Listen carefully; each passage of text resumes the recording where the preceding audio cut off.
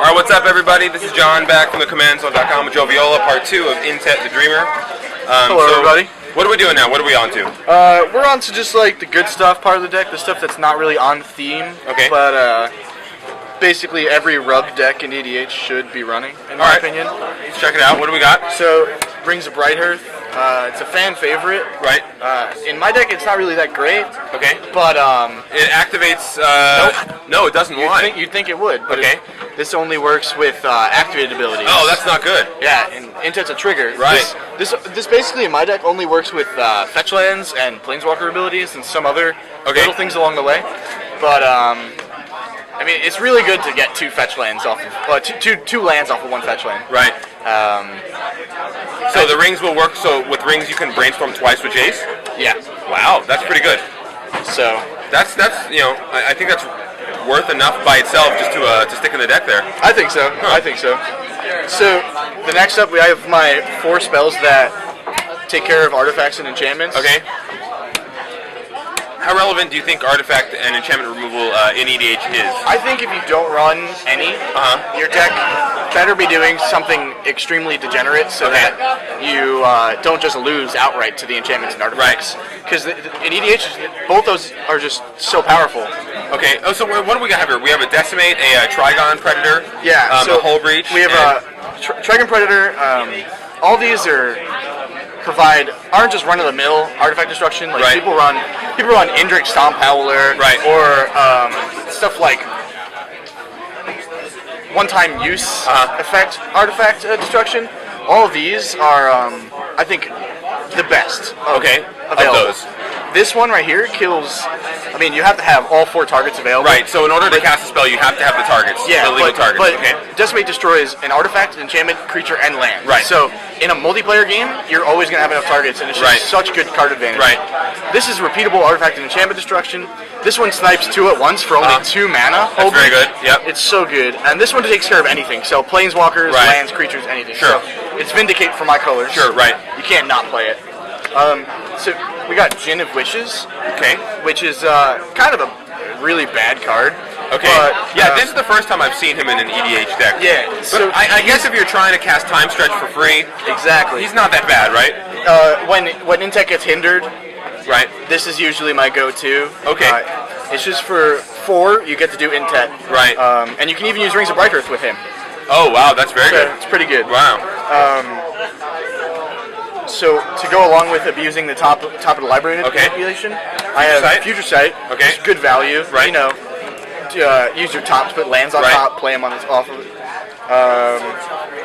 To that, I have Oracle, which is Future Sight for lands. Sure. You have to have Oracle, right, in any green deck, I believe. And one of my favorites in this deck is Counterbalance. Really? Yeah. I bet you never expected to see that outside. Well, you know what? In a multiplayer game, I can understand this card because it's going to work for everyone. When anyone casts a spell, you really get a lot of value out of that card.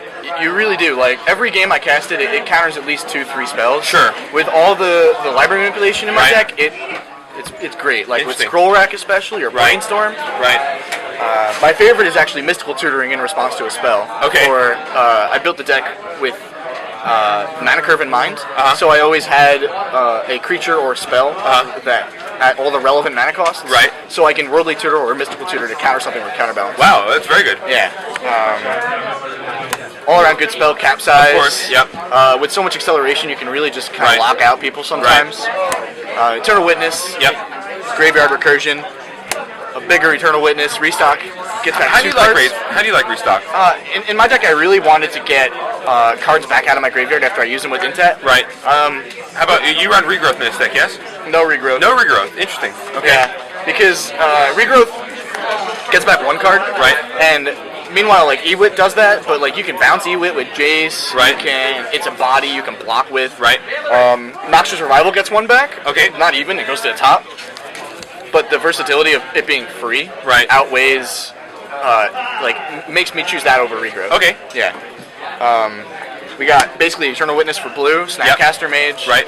Snapcaster's an all-star. I heard that they next year in September they might ban him in Legacy. No way. No, you don't think so? I don't think so. He's good. He's really good. 8 Source to Plowshares in the deck is not fair. 8 Brainstorms. 8 Brainstorms. Fair. Exactly. That's the broken card.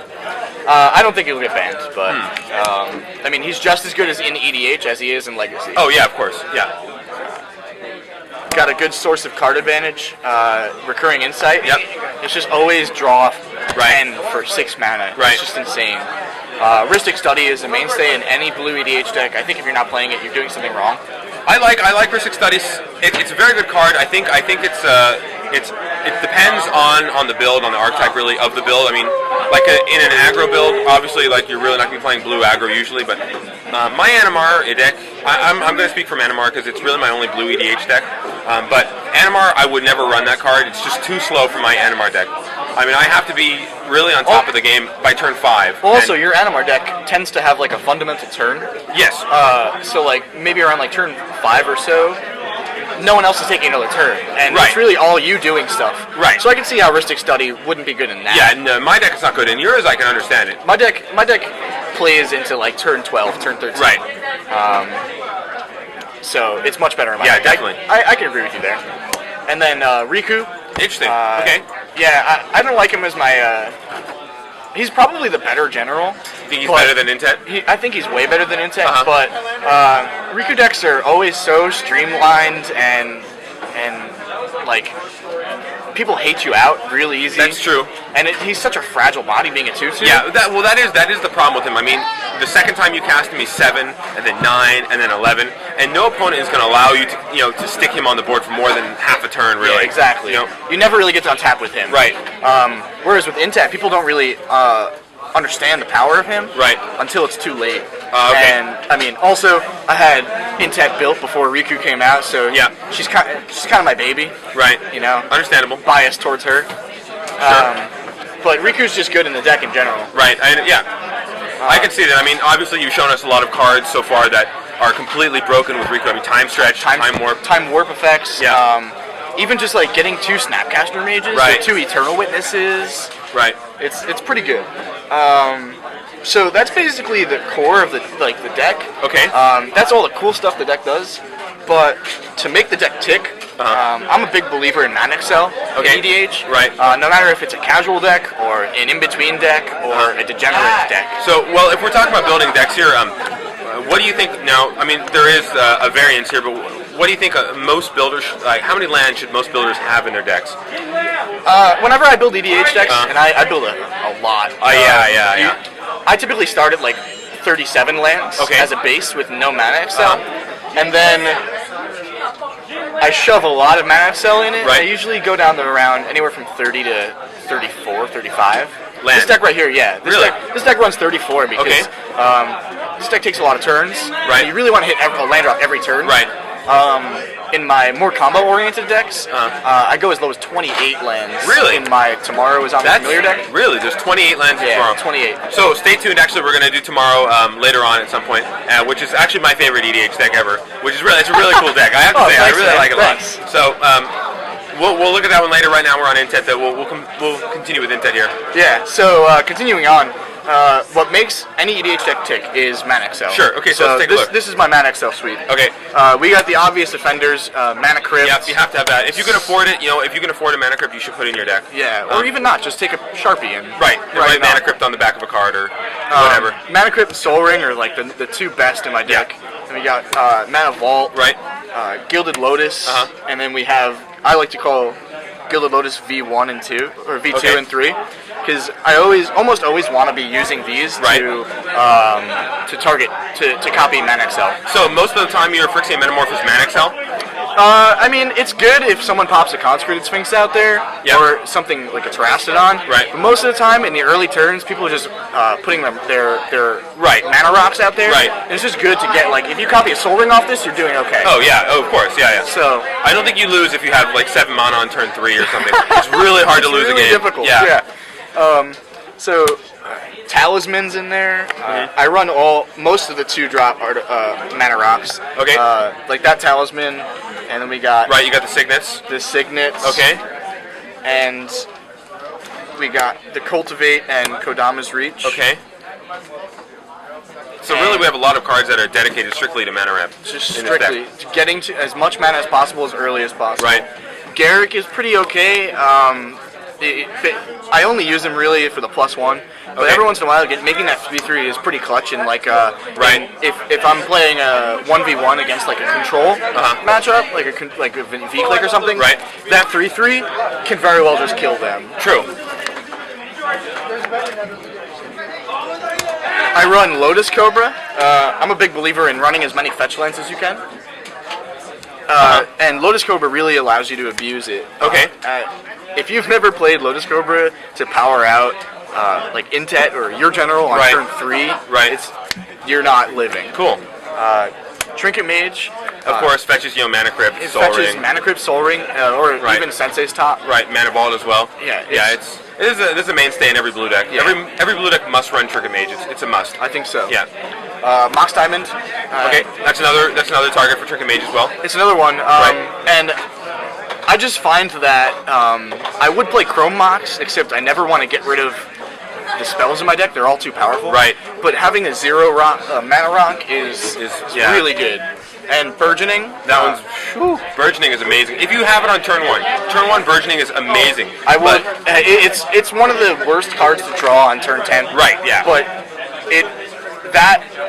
that's outweighed by the fact that if you have it on turn 1, you outright win the game. Yes. Yeah. You usually do. I mean, if you're playing with 4 other guys and you have hopefully 5 mana out there, or 3 or 4 or whatever it is. But yeah. So those are all the non-land spells in my deck. So let's get to the most important part of the deck, which is the mana base. The mana base. Yeah. Let's get to that. We only have about 3 minutes left, so we're gonna try and do this as fast as possible for you guys. But like I said before, I'm big into fetch lands. okay, how many do we have in the deck? 8. 8 fetches. You can run 9 according to the rules of EDH in a 3-color deck. Most people try to stick to on-color that to go with the spirit of the game. I don't agree with that. No, same. I don't either. I run every single one. You want to get as many lands out and then thin as much as possible. So it's also really good with my library manipulation, like brainstorms and such. Fetch lands make those cards so good. Same in Legacy. If you don't like if you don't like the top 3 cards, you just get through them and you get to something else. Then we got the 3 dual lands. Of course. Yep. You gotta have them. The 3 Ravnica shock lands. Yep. The Shadowmoor filter lands. Okay. So you're really big into filtering. I mean, you want your mana bases as clean as possible. I want to be able to cast Praetor's Council and Cryptic Commands, and the filter lands really help you get to those colored mana symbols. Okay. Then this right here, my deck's mostly blue-green, so... How many red spells are in the deck, you think? Not including the general? Maybe 5, 6, if off the top of my head. I don't know for sure. Okay. Then we got the Rainbow lands. Right. That 1/1 off of Forbidden Orchard that they get for you using it is negligible. Right, and it's actually kind of political as well. Yeah. A lot of decks. Recently, we were playing against the Defense of the Heart, and giving someone a creature was actually relevant in a certain way to either hold off the defense or to give someone a sack outlet or something like that. So, this is actually a very good card to maybe even help you, prolong your stay in a game. Yeah. So it's a good card. Then the Command Tower, staple. Sure. Reflecting Pool. Right, another staple, I think, in a multicolored deck. Mm-hmm. And then one of my favorites in my mana base is Gemstone Cavern. Okay. The luck counter lands. People scoff at it, but it's so good to be able to play like a Signet on turn 1. Right. And in a 5-player game, you're most likely not going first. So it's very powerful when you actually get the luck counter. Teleria West. I usually just get mana crypts with it, but hey. So let's go through these a little quickly. Riptide Lab, is that for the Snapcaster? It's basically for Snapcaster and Trigger Mage, yeah. Okay, cool.